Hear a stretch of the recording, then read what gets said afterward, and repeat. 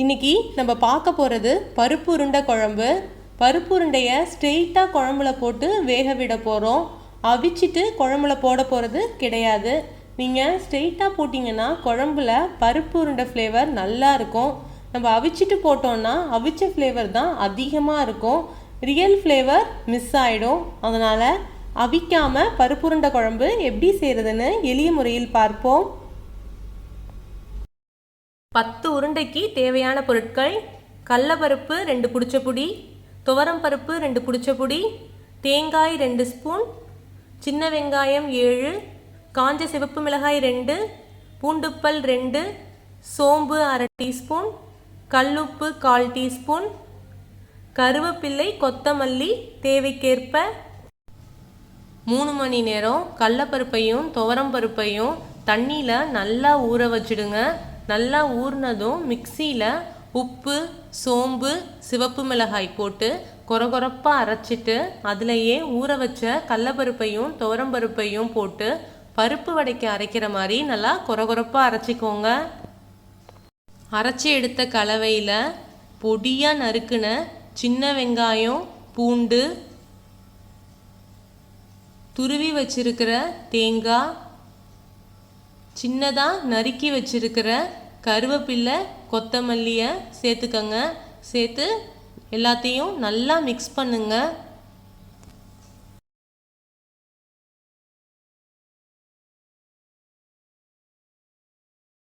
நல்லா மிக்ஸ் பண்ணிட்டு இந்த மாதிரி சின்ன சின்ன உருண்டையாக உருட்டி ரெடியாக வச்சுக்கோங்க.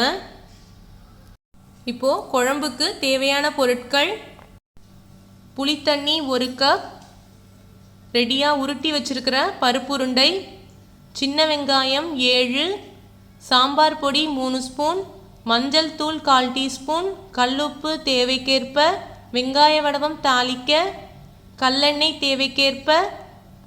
பாத்திரம் வச்சு தேவையான அளவு கல்லெண்ணெய் ஊற்றிக்கோங்க. காஞ்சதும் வடகம் போட்டு தாளிங்க. வடகம் இல்லைன்னா பரவாயில்ல, கடுகு 1/4 டீஸ்பூன், சீரகம் 1/4 டீஸ்பூன், வெந்தயம் 1/4 டீஸ்பூன் கூட போட்டு தாளிச்சிக்கலாம். ரொம்பவே நல்லாயிருக்கும். வடகம் நல்லா பொரிஞ்சதும் அதில் நறுக்குன சின்ன வெங்காயம், கருவேப்பிலை போட்டு நல்லா வதக்குங்க. வெங்காயம் நல்லா வதங்கினதும் எடுத்து வச்சிருக்கிற புளித்தண்ணியை சேருங்க. புளித்தண்ணியில் புளிப்பு புளிக்குழம்பு வைக்கிற அளவுக்கு இருக்கலாம். 2 டம்ளர் தண்ணியும் சேர்த்துக்கோங்க. ஏன்னா பருப்பு உருண்டை புளித்தண்ணியில் தான் வேக போகுது. புளித்தண்ணியில் சாம்பார் பொடி, மஞ்சள் தூள், உப்பு சேர்த்து நல்லா கொதிக்க விடுங்க. சாம்பார் பொடி எப்படி செய்யணுங்கிற லிங்க் கீழே டிஸ்கிரிப்ஷனில் இருக்குது, கண்டிப்பாக பாருங்கள்.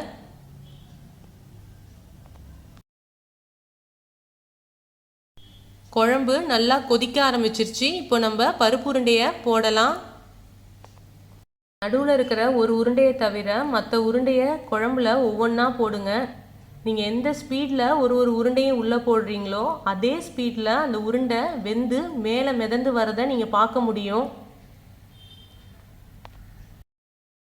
எல்லா உருண்டையும் நல்லா மிதந்து மேலே வந்துருச்சு. இப்போது மூடி போட்டு நல்லா கொதிக்க விடுங்க. உருண்டையும் வெந்து குழம்பும் நமக்கு நல்லா சுண்டணும். 20 நிமிஷம் நல்லா குழம்பு கொதிச்சிருச்சு.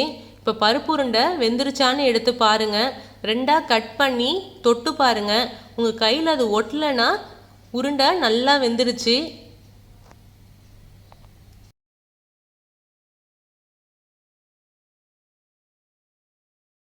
நம்ம தனியாக எடுத்து வச்சுருக்கிற பருப்பு உருண்டையில் தண்ணி சேர்த்து மிக்ஸ் பண்ணி அதையும் குழம்புல ஊற்றிடுங்க. ஒரு 10 நிமிஷம் நல்லா குழம்ப கொதிக்க விடுங்க. குழம்பு நல்லா திக் கொடுக்கும்.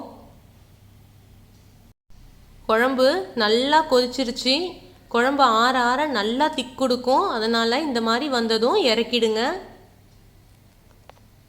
டேஸ்டியான பருப்பு உருண்டை குழம்பு ரெடியாக இருக்குது. இதுக்கு வத்தல், கீரை துவட்டல் தொட்டு சாப்பிட்டீங்கன்னா டேஸ்ட் வேறு லெவலில் இருக்கும். இது உங்களுக்கு ரொம்பவே பிடிக்கும்.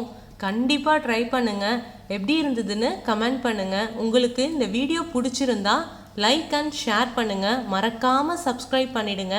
தேங்க்ஸ் சொல்கிறதுக்கு முன்னாடி உங்களுக்கு ஒரு யூஸ்ஃபுல்லான டிப்ஸ் இருக்குது. அது என்னென்னு பார்ப்போம். வீட்டில் கொசு தொல்லை ரொம்பவே ஜாஸ்தியாக இருக்கா? இதை பண்ணுங்கங்க.